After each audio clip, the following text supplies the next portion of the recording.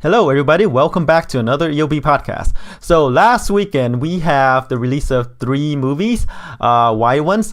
We have the Kevin Hart comedy, Night School. Then we have the Warner Brothers animation, Smallfoot. And then we have the horror film, Hellfest. Let's see how those movies did at the box office. All right, let's jump right in. So coming in at number 1 is, surprisingly to me, Night School. The movie pulled in 28 million over the weekend. This is an estimated figure. I said the movie could probably open somewhere, 15 to 20 million because, Kevin Hart's movies usually open around there, and typically he's teamed up with, like bigger names like Dwayne Johnson, Ice Cube, etc., right? So this is kind of like testing the star power of Hadish, right? Because, Kevin Hart is kind of like the constant here. So that's why I said, she's kind of unproven, without a bigger names. So that's why I said the movie would probably open to somewhere like 15 to 20 million. But hey, it surprised me. It pulled in 28 million in its opening frame. Reviews wise, it's terrible with the critics, right? 30% at Rotten Tomatoes last I checked, but an A- cinema score. So there's a disconnect between what critics saw and what the general audience saw.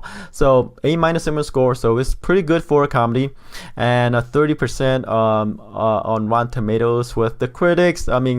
Meaning they saw better, they've seen better. So there's this connect there, and as always, critics say one thing, audience say another. What counts is what the audience say, right? So audience win in this one, so that means a 28 million opening for Night School, which is pretty good since the budget is about 29 million. So it's kind of like it's right there already. It meets its production budget. So expect like word of mouth here because A- cinema score. That means audience liked it, so they're gonna tell their friends, the other co-workers, for example, hey, how's Night School? It's funny, it's good. So that's why we're gonna see maybe it's gonna hold on well in the second weekend. All right, so let's jump right to number 2, which is Smallfoot.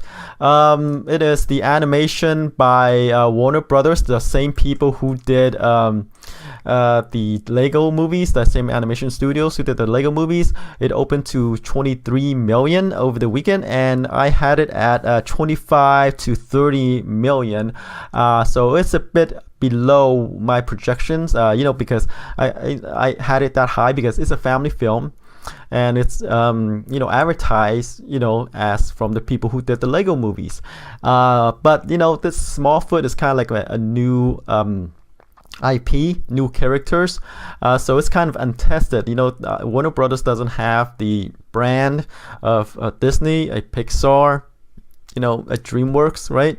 So their animation studios, their recent works are pretty much their successes, or pretty much like the Lego movies, right? Lego Batman, the Lego movies, and then the Ninjago movies didn't do well, but that's that. Their success are pretty much like known for Lego movies. Now they're kind of branching out to different properties. Smallfoot is a new one, So reviews wise, 68% on Rotten Tomatoes, so decent, and an A- cinema score. So there's an agreement there. Critics, audience both liked it, but just didn't have the awareness to pull them in. 23 million opening in September, because the low opening could be attributed to I guess the low awareness. People might not be doesn't have the recognition factor since it is a new IP, and school is still in session, right? School is still in session, so that's why there's a low turnout for this movie. All right. Number 3 is the House with a Clock in Its Walls. Is the Jack Black fantasy action adventure movie. It got pulled in 12.5 million in its second weekend, about 53% drop off. Domestic gross is about 45 million, and the budget is about 20. So it's a pretty decent opening for this movie. I said this movie could probably open lower. Where did I have the movie opening? I said the movie could open higher, 30 to 35 million, but it opened went up to 26.6 million. So below my projections there. I thought it's another family-friendly film. Jack Black and family films all go hand in hand, right? It's kind of like Jumanji, but again, I guess we're in the middle of September or the tail end of September. School's still in session. It's getting cold out there. There's the hurricanes, so that's why we might not see that big of a turnout in theaters for these movies. Still Jack Black, right? And directed by Eli Roth, I might add, because an unlikely director for these kind of family-friendly films. Eli Roth directed the Cabin Fever movies, the Green Inferno, the Hostel movies. People that get butchered, chopped up, tortured, what have you, right? Eli Roth and friendly family films, kind of an odd mix, but there you go. The House with the Clock in its Walls, that's surprisingly decent for a movie that costs only 42 million, and it's going to continue to go on. Hold on. Well, I guess like in the second weekend it dropped off 50%, but that's kind of to be expected, right? And worldwide hasn't opened that wide overseas yet, and only 99 million of that overseas for a total of 53 million worldwide. So we will see if it can manage to catch on overseas as you expand it. All right, let's move on to number 4, which is A Simple Favor. It pulled in about 6.6 million in its third weekend, about 36% drop off from the previous weekend. The domestic gross is about 43 million. And let's see, worldwide it is at 62 million. So this is the thriller by Paul Feig. He did the comedies, right? Starring Anna Kendrick, Blake Lively, and Henry Golding. This is a movie I thought, it's kind of uncharacteristic of Paul Feig movies, right? Comedies. But this movie did well. I said it could probably open to 10 million, but it opened better, about 16 million, I believe. Yeah, 16 million opening, 6 million more than my projection, and it continued to hold on well. So, there is, an audience for Feig's type of, I guess, drama, thriller, what have you. All right, number 5, it is the horror movie The Nun. It's doing extremely well. It is based on the Conjuring universe, about a pair of a priest and a nun going to an eastern, country, not an eastern country, but kind of like Romania or something like that, to investigate the disappearance of a nun. And all sort of crazy involved, right? There's this vengeful spirit there. So it did really well, The Nun. It opened to 53 million, almost 54 million, and it continued to hold on well, right? Domestic gross is about 109 million so far, but it's doing extremely well overseas.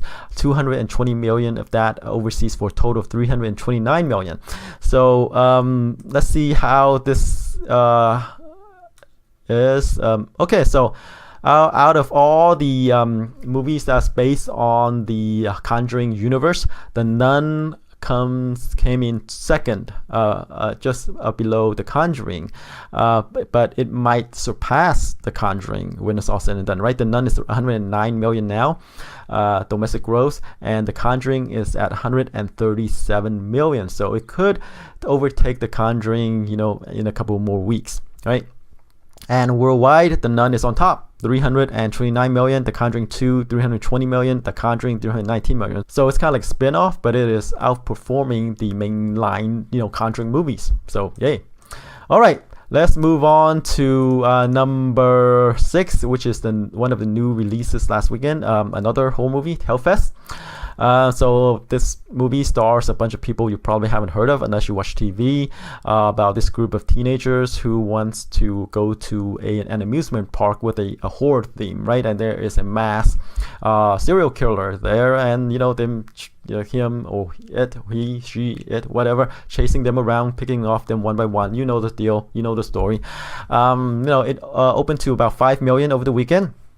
I said the movie could probably open between 5 to 8 million, so I'm kind of right there. Reviews wise, I did a little bit better than The Nun. 38% on Rotten Tomatoes and C cinema score, so kind of like a genre film. It's kind of like right there reviews wise, but it's kind of like I said, it's nothing you haven't seen before, so I guess the opening kind of reflects that.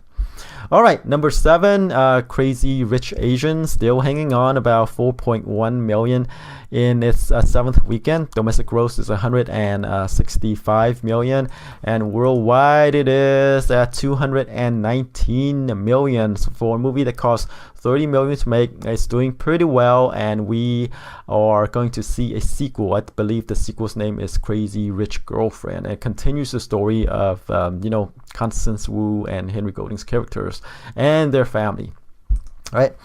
All right, number 8 is The Predator, pulled in about 3.7 million in its 3rd weekend, about 60% drop off from the previous weekend, so huge drop off there. 47 million domestic gross so far, and let's see, worldwide it is at 116 million, 68 million of that from overseas, and the budget's 88 million, so not a big franchise rejuvenation there, although it hasn't opened up in that wide overseas yet, like in the bigger markets. But I don't know if people are looking for a high budget Predator movie, especially that's like a more of an action comedy instead of this the previous movies where this alien hunter comes to Earth and this is his hunting ground. But this one is more of a jokey take, I think, and it's directed by and written by Shane Black. Number 9 is White Boy Rick. It pulled in 3.4 million in its 3rd weekend, about 51% drop off from the previous weekend. 21 million domestic so far. Budget is about 29, so it's getting there to meeting its budget. But let's see, I said the movie could probably pull in between 3 to 5 million. The movie did better than that. It opened to 8.8 million, and again, one of these movies, kind of like someone from impoverished background got mixed in with the wrong crowd, came into money due to illegal activities, kind of like his rise and eventual fall from his lifestyle, and he ended up in prison. It's based on a true story starring Matthew McConaughey. He plays the father of the main character. So I think it did as well as it could, I think, but it's kind of like a small drama thriller, and it's performing like I say, like I thought it would. All right, number 10, it is Peppermint. It is the Jennifer Garner action movie, R-rated. Like I said, is her return to R-rated movie. A thing of note, before I get to that, it pulled in about 1.8 million in its 4th weekend. Domestic gross is 33 million, but the budget is only 25 million, and worldwide it hasn't opened that wide overseas yet. 6 million of that from overseas for a total worldwide gross of about 40 million.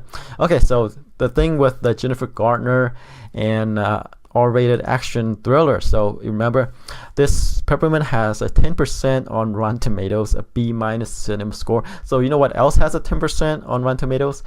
Her movie Elektra. That's way back when. I think it's back in 2004 or something like that. It's a spin-off of the Daredevil movies, right? She played Elektra, and that one also has a 10%. So you get the connection there. Her and action movies, don't really mix, right? But this is like 1 or 2 data points here, but still, the relationship there is concerning, right?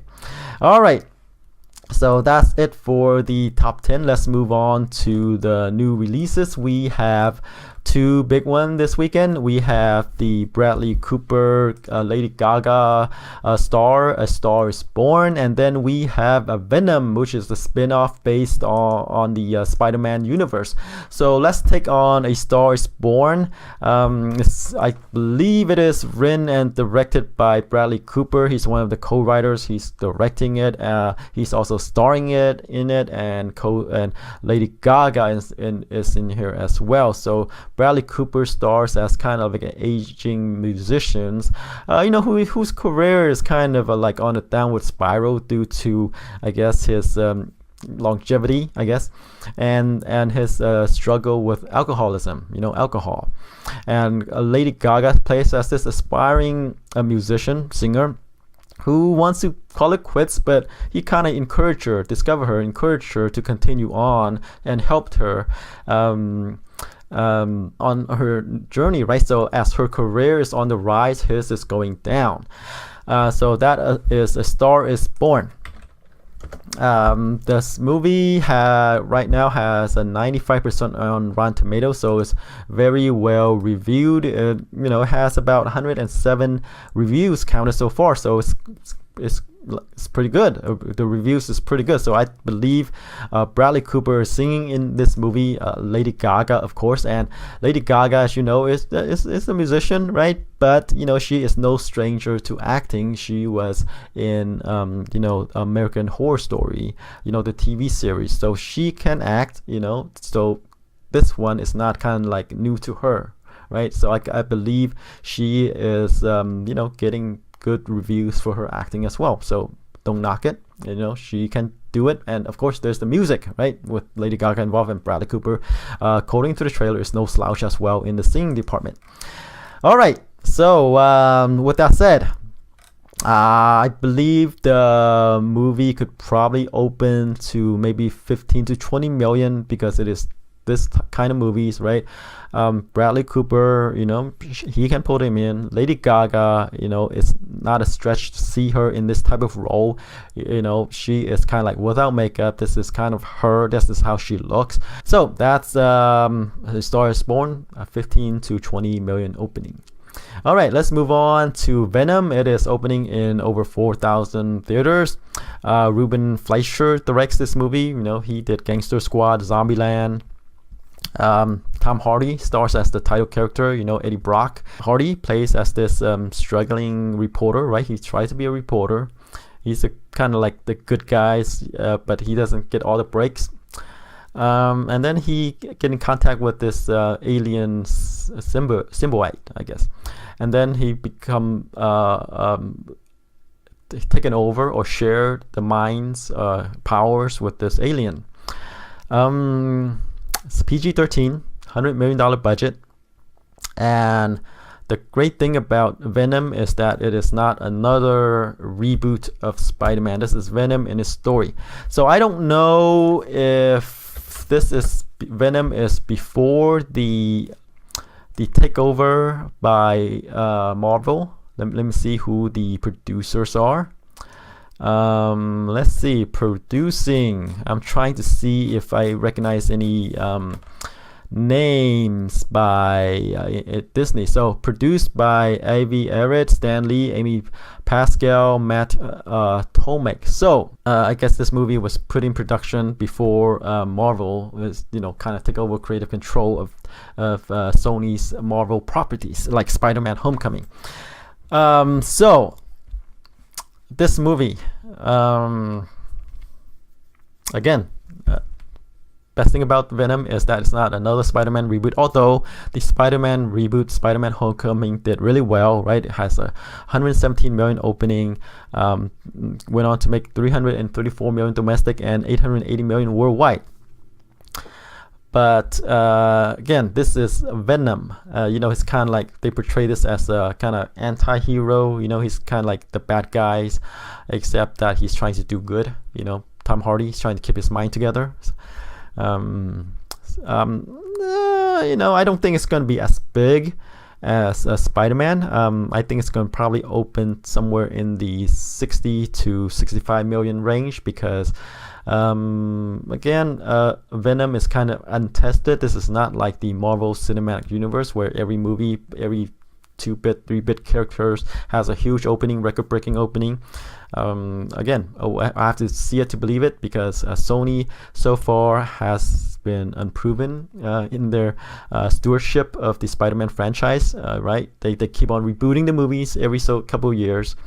Venom, I believe, is still within the old regime where they try to make movies based on characters in the Spider-Man universe. Venom is one. They also try to do kind of like the Sinister Six movies. They shut that down because it was not a good idea, and I think they realized it. But they're going ahead with Venom because Tom Hardy is involved, right?